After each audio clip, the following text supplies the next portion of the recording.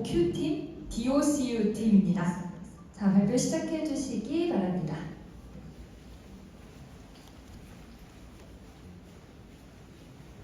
화면 한번 넘겨주실까요?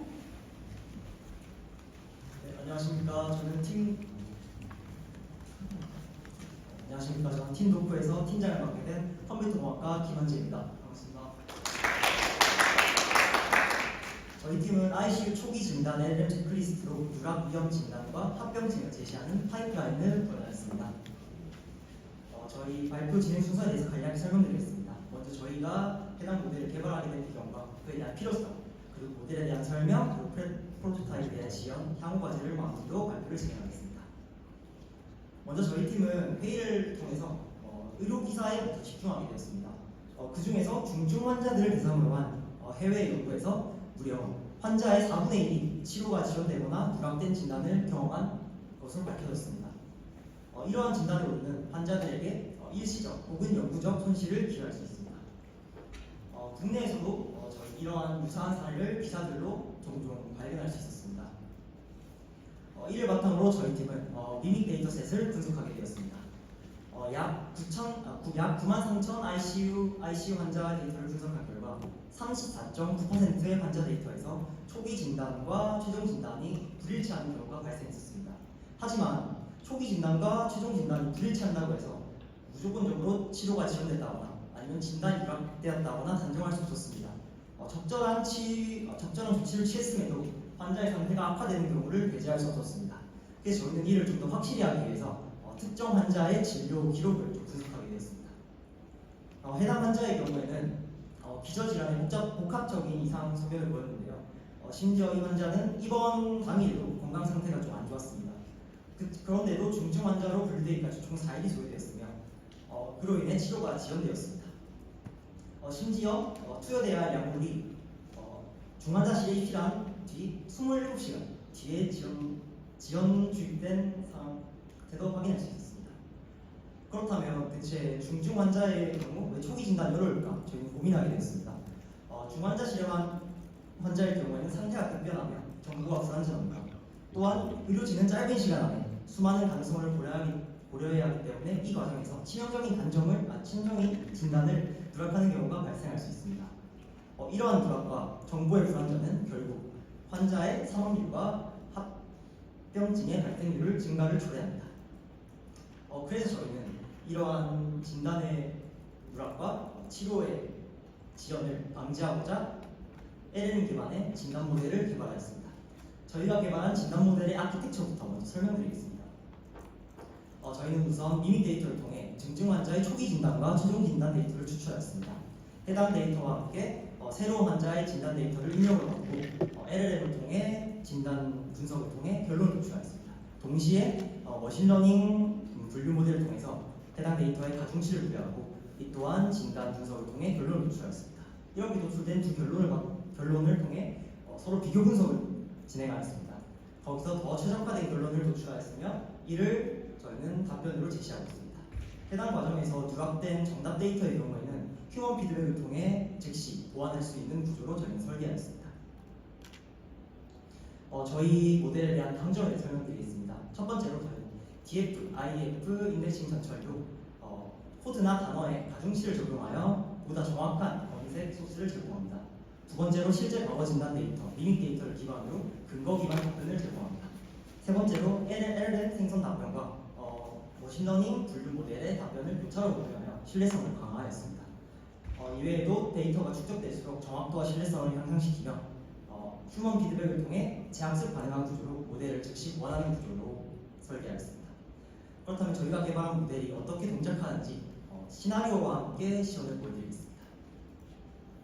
먼저 해당 시나리오는 실제 미믹 데이터에 포함되어 있는 사례이며 저희가 학습할 때 사용하지 않았던 데이터입니다. 의사는 초기 진단을 바탕으로 환자의 안진이 일시적이고 또는 영상 통계 끝에 TIA를 의심하지 못한 상황이 있었습니다.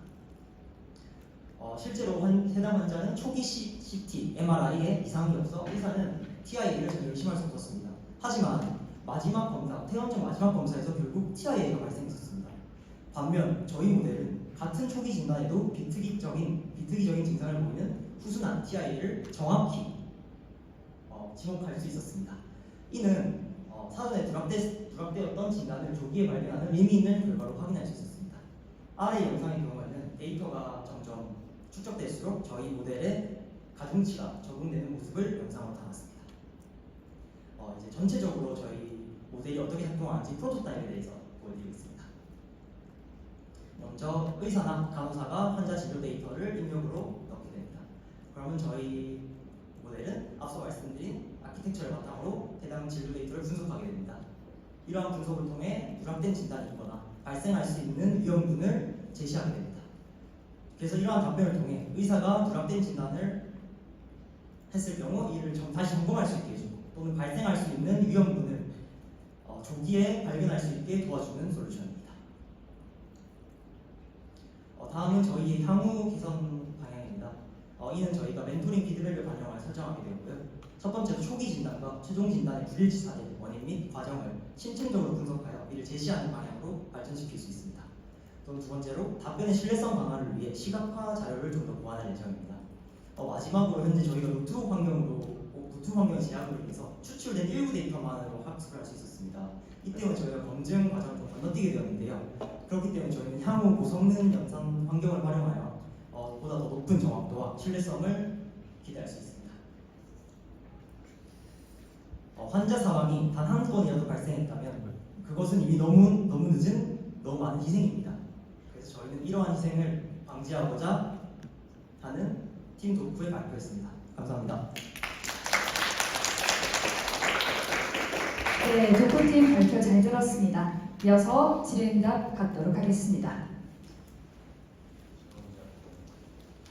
제가 먼저 하겠습니다. 이게 뭐라고 해야 될까?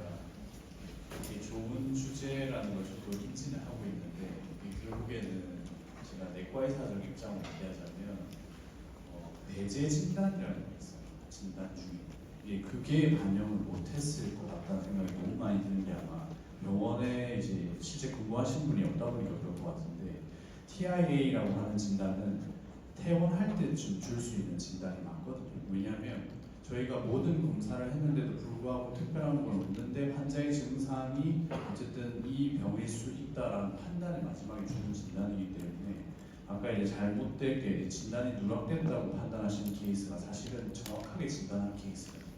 왜냐하면 아니기 때문에 이 병이라고 주는 거라서 사실은 이게 진짜 제대로 된 모델로 작동하려면 아마 제 생각에 임상적 검증 과정이 반드시 필요할 거라는 생각이 좀 많이 들었어요. 차라리 이제 앞서서 말씀해 주셨던 심근경색도 아마 이전에 이게 저한테 얘기해 주셨던 케이스였던 것 같은데 그 환자도 사실 처음에 환자 약제 들어간 거 보니까 도부타민이라는 약제를 쓰고 있었는데 그게 심장이 이제 문제가 있을 때 쓰는 약이거든요. 그러니까 분명히 의사도 그 사람이 심장에 문제가 있었었는데 아마 뒤에 재판에 썼던 거는 제가 볼 때 처음에는 증상이 보이지 않다가 뒤에 보였을 가능성이 있어서 그래서 사실 이게 좋은 첫 진단과 마지막 진단을 비교했을 때 달라서 이제 이게 잘못됐다라고 판단하고 접근하는 방법이 사실 좀 잘못됐을 수도 있다는 생각이 조금 들어요. 그게 조금 아쉽다고 생각이 드는데 나중에 이제 임상이랑 진짜 얘기를 좀 해보면서 좀 더 구체적으로 만들어가면 좋게 되지 않을까라는 저의 생각이었습니다. 감사합니다. 하는 게 그 질환 자체가 조금 논란이 있었던 것 같고 아마 다른 예시를 들 수 있는 다른 질환들이 있었으면 조금 더 이해가 쉬웠을 것 같고요. 그래서 약간 개발의 방향 자체가 주진단은 아마 대부분의 환자들이 맞을 거고 거기에 플러스로 되는 부진단을 또 찾아주는 두 번째의 직컴플레인이 맞는 그런 진단 찾아주는 거 쪽으로 개발하시면 좋을 것 같습니다. 네, 또 말씀하실 거? 의료 데이터에 대한 분석 의료 데이터를 제가 전처리를 해서 그 환자의 성별이나 나이, 초기 진단과 마지막 진단을 추출한 다음에 그걸 이제 TF, IDF 벡터화를 시켜서 가중치를 드렸습니다.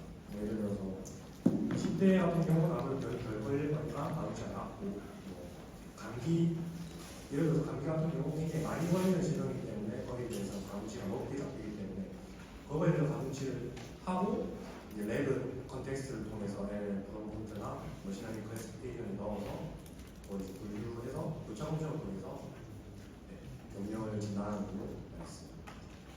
네, 답변 여기까지 듣도록 하겠습니다. 고생하셨습니다.